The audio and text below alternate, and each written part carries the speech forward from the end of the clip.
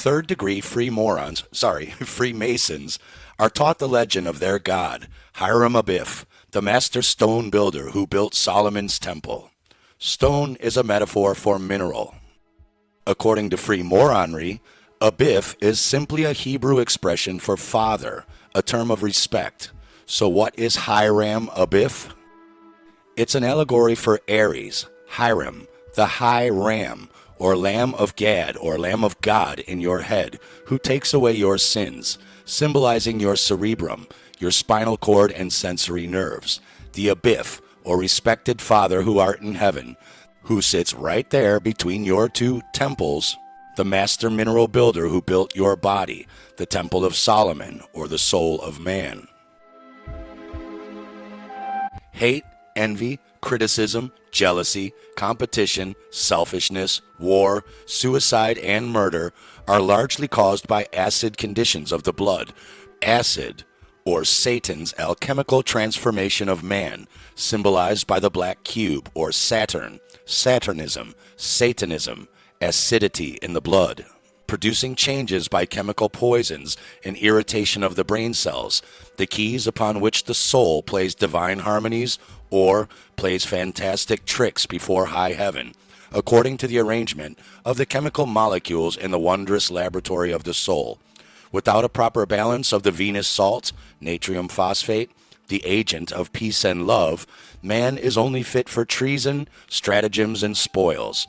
These are your conflicts and traumas. Know ye not that ye are the temple of God, and that the Spirit of God dwelleth in you? Da Vinci knew, yet how many Christians have this painting in their house and don't even understand its actual meaning? The disciple Thomas, Aries, standing at the head of the table. Why isn't Jesus seated at the head of the table? Because Aries is your head, the ram.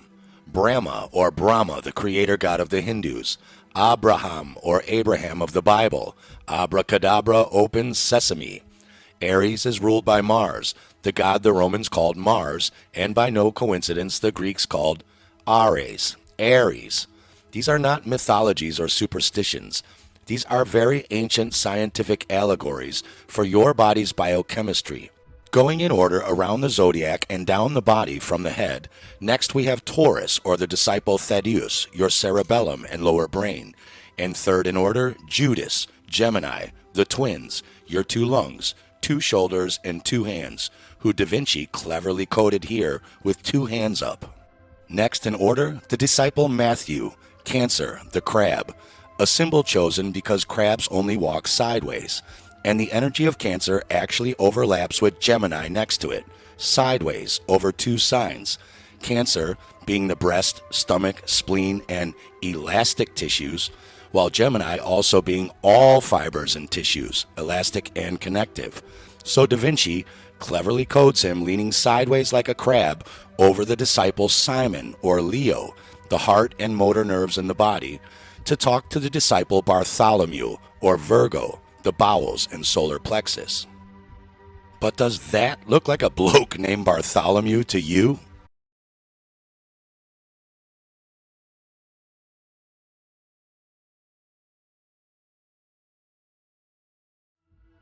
Thousands of years before the alleged birth of Jesus, in ancient astronomy, the first constellation of Virgo is Coma, the Virgin, sitting on a throne on the right-hand side of an infant boy she is nourishing, whose Hebrew name was Iesu, or Jesus, with the signification Iesa, which in Greek is called Christos.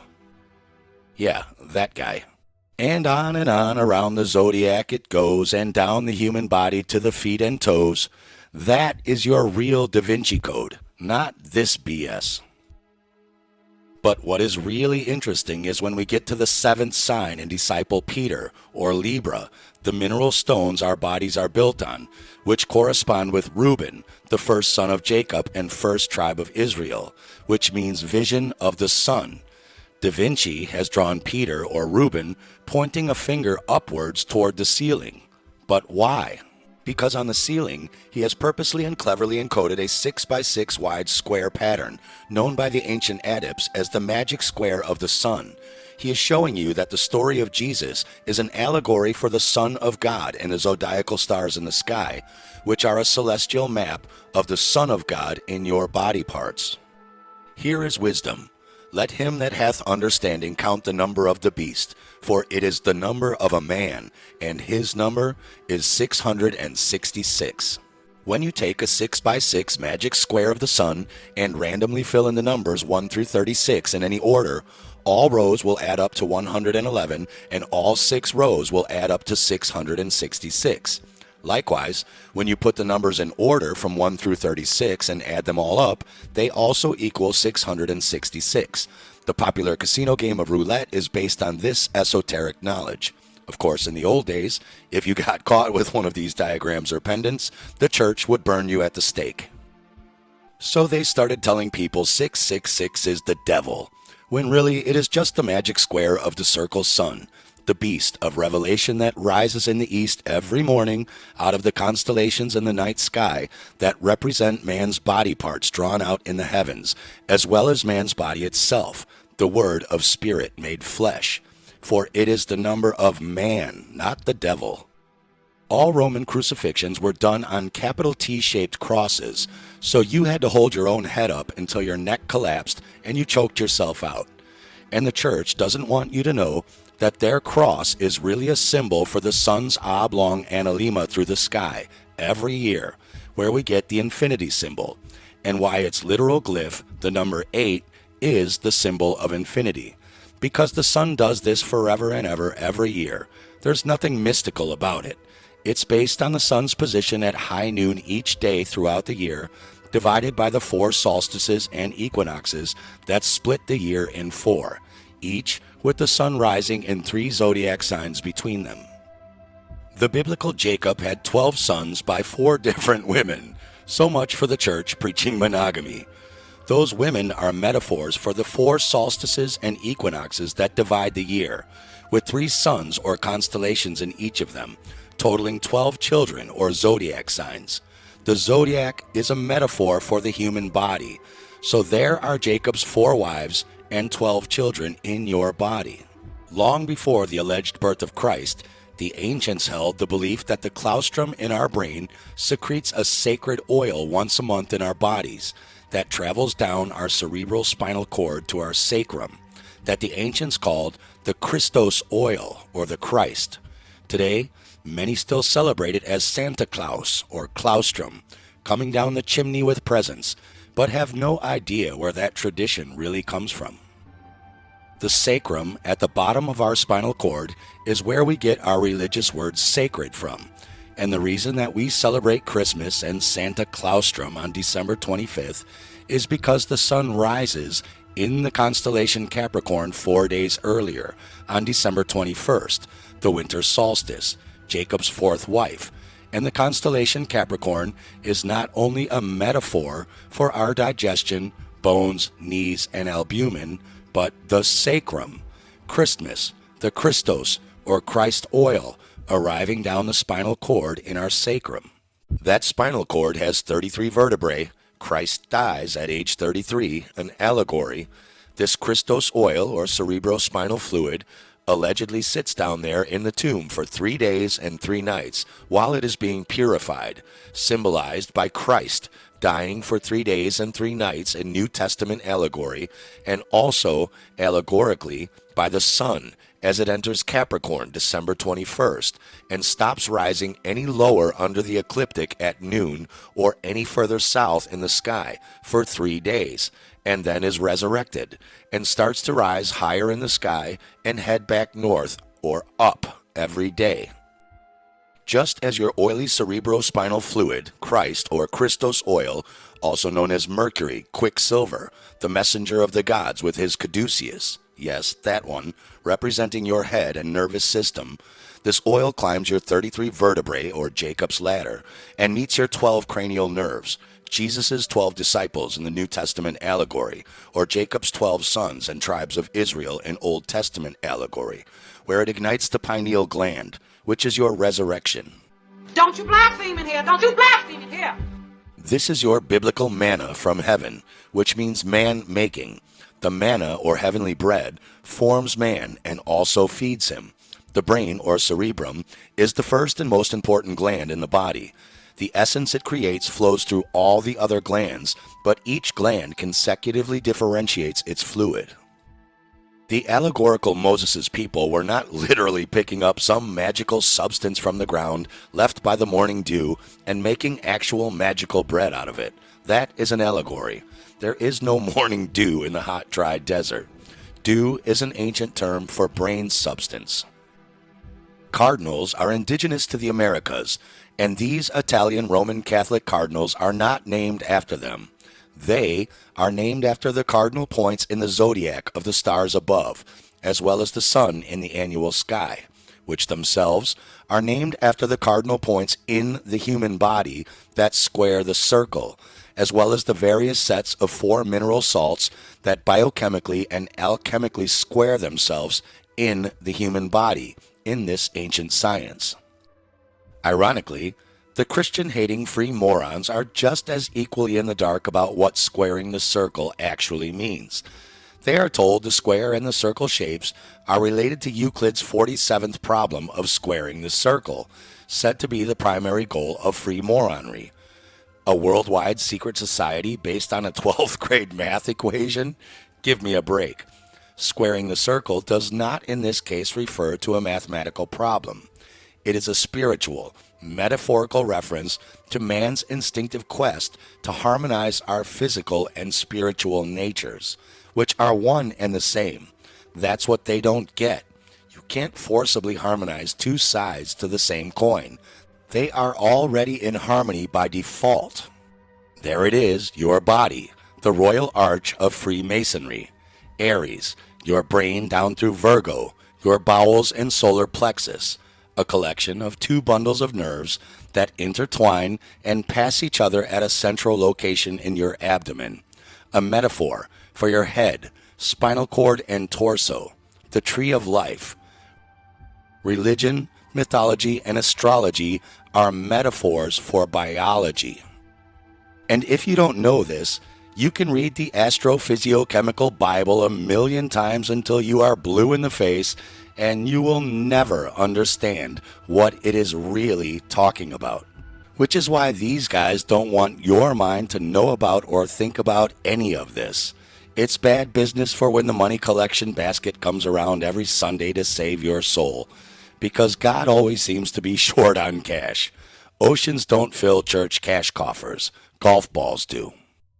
But what does any of this blasphemy have to do with chickenpox, smallpox, measles, and mumps? When we know that a deficiency in the mineral cell salts of the blood causes the symptoms that medical ignorance has dignified and personified with Latin names of diseases that nobody knows the meaning of, we will know how to heal scientifically by the unalterable law of the chemistry of life. When we learn the cause of disease, then and not before will we prevent disease, not through quarantines, nor disinfectants, nor vaccines, nor boards of health will man reach the long sought-after planes of health.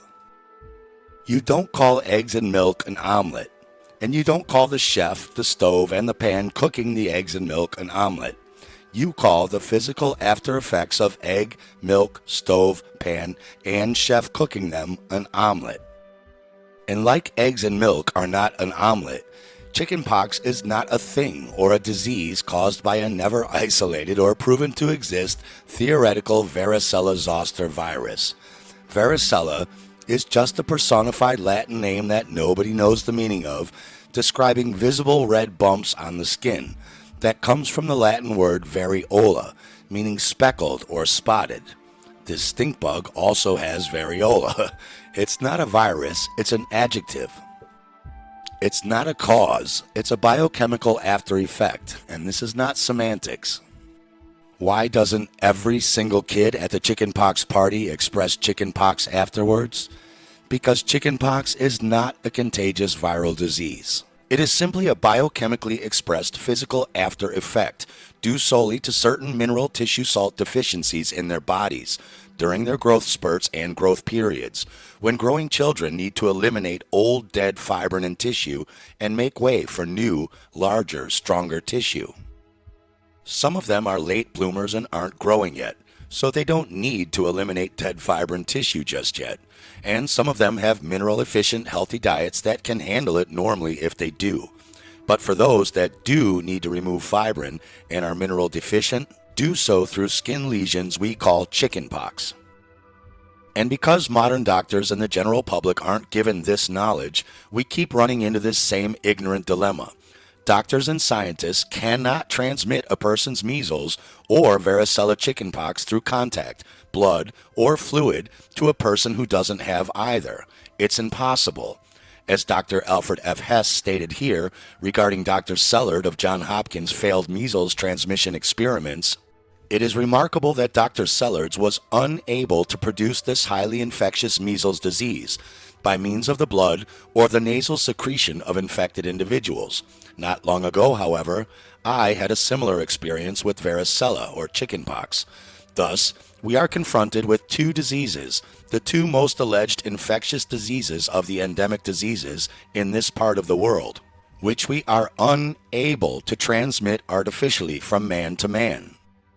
And yet, sure as hell in real life, at least some of the kids at the chickenpox party do express their own chickenpox fibrin detox within a few days to weeks after the party. And the bogus contagious germ theory has us too stupid to understand there are other possible shared biological trigger phenomenon that easily explain this. But even among those who know this, we still start pointlessly arguing over which of those alternatives it may be. Who cares why the kid fell down the well? He's still down there either way. What are you going to do about it to help him out? You could learn that the Indian goddess Kali is not a stupid ancient superstition, but a biological feminine metaphor for time. Time as the changing aspect of nature that brings life or death. Why does she have 8 arms like a spider? Because spiders spin webs, or fiber, or fibrin. And Kali, myrrh, another name for the mineral potassium chloride, or Gemini, governs your body's fibers, fibrin, and tissues. For thick blood, or embolus, or embolism, results from a lack of this Kali myrrh, potassium chloride salt. For the spinning process stops, our threads thicken, tangle, and the parts feel enlarged, congested, and swollen. The thread or fiber takes up too much room. This is the true explanation for swellings, glandular enlargements, etc. Of course, as usual, our ignorant moron Frankenstein doctors aren't taught this. They see swollen glands and give our children a tonsillectomy, cutting out these swollen glands as if nature didn't put those tonsils there for a very good reason. The thick blood or embolus from a deficiency in potassium chloride causes the heart to work harder as more energy is required to circulate the thickened blood.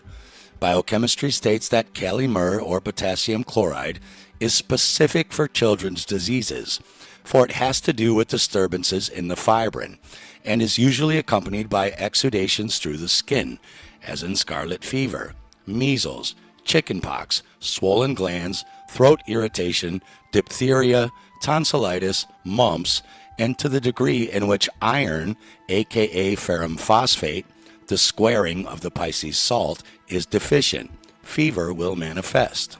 But what do we mean, the squaring of the Pisces salt? The squaring of the Pisces salt, which is iron, or its mineral name ferrum phosphate, with the Gemini mineral salt potassium chloride, is the Masonic squaring of the circle, or the Christian cardinal points we discussed earlier. But the basis of all the fibrin that makes up our body is Kali myrrh, or the mineral potassium chloride. But there are many different uses for fibrin in the body, so the many fibers are differentiated by the addition of other minerals or inorganic salts combined with them. When these different inorganic, non-living mineral salt-building blocks are put together, combined with the protoplasm formed by our brain or cerebrum, they become organic or living material, which merely means put together as bricks with mortar. Not like a bunch of literal stonemasons or free morons building a literal Solomon's temple out of brick and mortar that never actually existed, but Kali, the changing aspect of nature that brings things to life or death. There is definitely no living organic fibrin or tissue to be seen there. Other physical disease expressions coming from a lack of Kali-Mur or potassium chloride besides chickenpox and measles are mumps, smallpox, cancer, gonorrhea, syphilis, pneumonia, embolism, even acne, which is another teenage growth spurt fibrin removal disease, and children's diseases, among dozens of others. What is interesting to note is that out of the 12 mineral tissue salts that make up the body, only 3 of them are named after Kali, and all of them are the only 3 potassium-based minerals out of the 12. We have Gemini, Kali-Mur, chloride of potassium, as we have discussed, which makes up, among other things, all fibers, fibrin, and tissues in the body. And then we have Aries, Kali-Phos, or potassium phosphate, which makes up our spinal cord, sensory nerves, and cerebrum, which the protoplasm formed by our cerebrum turns inorganic, non-living mineral combinations into living organic compounds. But the third one is Virgo, Kali-Sulf, or sulfate of potassium, which makes up the vital oils in your body, including your cerebral spinal fluid, or Christos, Christ, or Christmas oil in your cerebrum. Another way to say this allegorically is that God, Gad, Aries, the cerebrum and spinal cord, potassium phosphate, connects to, mixes with, and biochemically impregnates the Virgin Mary, Virgo, sulfate of potassium, who happens to represent the exact same bowels and solar plexus area of the body where the spinal cord meets the sacrum, and begets Jesus, or Christ, the Christos oils of the body that give life. In New Testament allegory, Mary's husband is Joseph, the builder and carpenter, Gemini, the third potassium, chloride of potassium, that builds all fibers and tissues of the body. Joseph is not the real father of Christ because tissue does not make oil, and oil does not need tissues to function. Tissues need oil to function and maintain their elasticity and flexibility. Joseph accepts Mary's son because Joseph needs Mary. Mary doesn't need Joseph. Mummy needs his mommy or mum, Mary, oil. Because the bottom of the Aries cerebral spinal cord ends down here at the sacrum, which is a bone that is physically located down in the bowels and solar plexus area of the body, and Virgo is the allegory for that part of the body where the Christ oil is purified and the sacrum bone is located, but the actual physical sacrum bone itself is allegorized by Capricorn. So we get ignorant religious scholars and professors fighting over the birth date of Christ because they've been taught he's a real historical figure and not a biochemical allegory. It's like mistaking the city of Denver for the state of Colorado just because it's located in Colorado.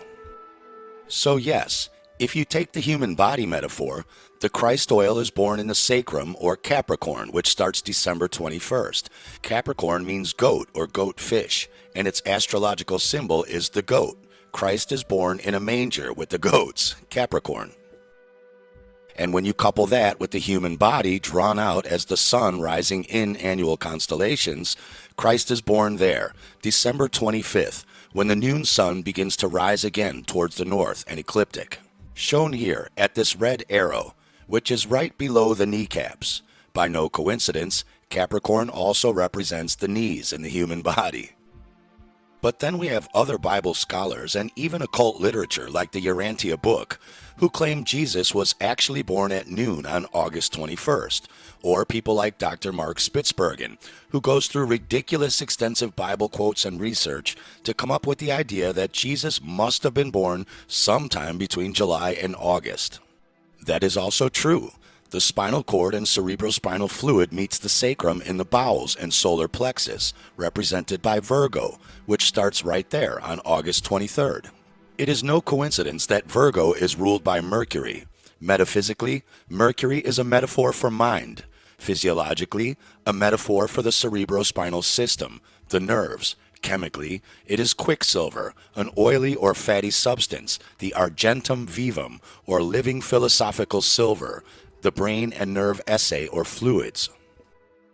In other words, the brain or mind sends mercury, quicksilver, or the Christ, Christos oil, cerebral spinal fluid, down the spinal cord from the claustrum in the brain to Virgo, in the solar plexus where the sacrum is. That fluid is purified there and then sent back up the 33 vertebrae, or Jacob's ladder, to ignite the dormant gray matter in the brain and make man's thoughts resonate with a higher, non-material spiritual energy, rather than resonate with man's physical animal body needs and selfish desires, or Satanism. It is also no coincidence the Romans called Virgo the Virgin Minerva, or Mineralva, who was the virgin goddess of weaving, and today you can buy Greek Minerva extra virgin olive oil. Ironic, because the Greeks actually called Virgo Athena, as a 1693 publication called themselves the Athenian Mercury by no coincidence, and modern-day free morons still jokingly do this, like Mercury Systems acquiring Athena Group and Syntonic Microwaves, since the general public will never get the inside joke of Mercury acquiring Virgo. And we have the ancient mythological metaphor of Minerva and Arachne and their weaving contest. Minerva, or Virgo oils, and Arachne, or Gemini fibers and tissues, both ruled by Mercury, where Minerva, or Virgo oils, gets jealous of the beautiful tapestries or body tissues and fibers that Arachne weaves, so Minerva kills Arachne, or cuts off her oils, but then brings her back to life as a spider woman. We have the same story with Minerva, aka Athena, and Medusa. Minerva, or the Virgo oil, catches Medusa kissing Neptune, or Pisces, its opposite squared mineral, which is iron, or ferrum phosphate, for arterial blood and red corpuscles in the body temple. And she gets jealous and turns Medusa's hair, or fibers, into hideous snakes, and ever after, her gaze turns anyone who looks, or lacks oil, into stone. It is no coincidence that astronomers have named a star cluster, or so-called Medusa Nebula, or Eye of Medusa, in the constellation Gemini, the fibers and tissues. And we have the same story with Minerva turning Aglauros to stone for helping Mercury seduce her mortal virgin sister, Circe. What is interesting is that when you look at the constellation Perseus, which means the breaker, it is in alignment with the constellation Taurus, which represents our lower brain cerebellum in our head, responsible for commanding the body's movements and motion. Perseus is carrying the metaphorical severed head of Medusa, the body tissues and fibers that would actually do the moving. But what is more interesting about Medusa's head being placed by the Greeks in Taurus is that Taurus, or sulfate of sodium, is one of only 2 mineral salts in the body that are ruled by or resonate with the vibrational frequency of Venus. As Bullinger points out in his book Witness of the Stars, in Perseus's left hand he carries a head, which by perversion of the ancient sacred sciences, the Greeks called the head of Medusa, being ignorant that its original Hebrew root meant the trodden underfoot.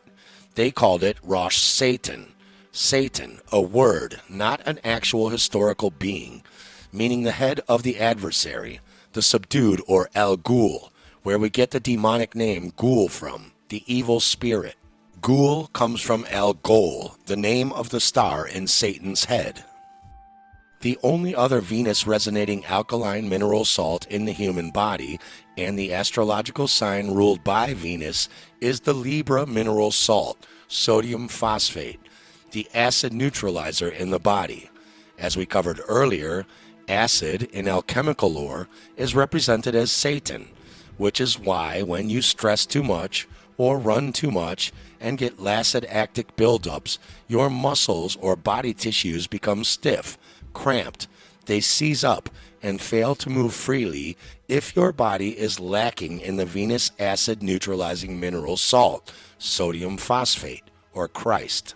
Once again, this gives license for acid or Satan to run riot in your holy body temple, causing evil or the devil. Lucifer is one of various figures in allegorical folk lore, not an actual historical factual being associated with the planet Venus, and was ignorantly absorbed into Christianity as a name for the devil or Satan. This is an allegory for what is happening biochemically in a mineral nutrient deficient human body. Don't you blaspheme in here. Don't you blaspheme in here. Oh, I'm gonna blaspheme up in here, girl, and there's nothing these Twinkies or these Twinkies can do about it.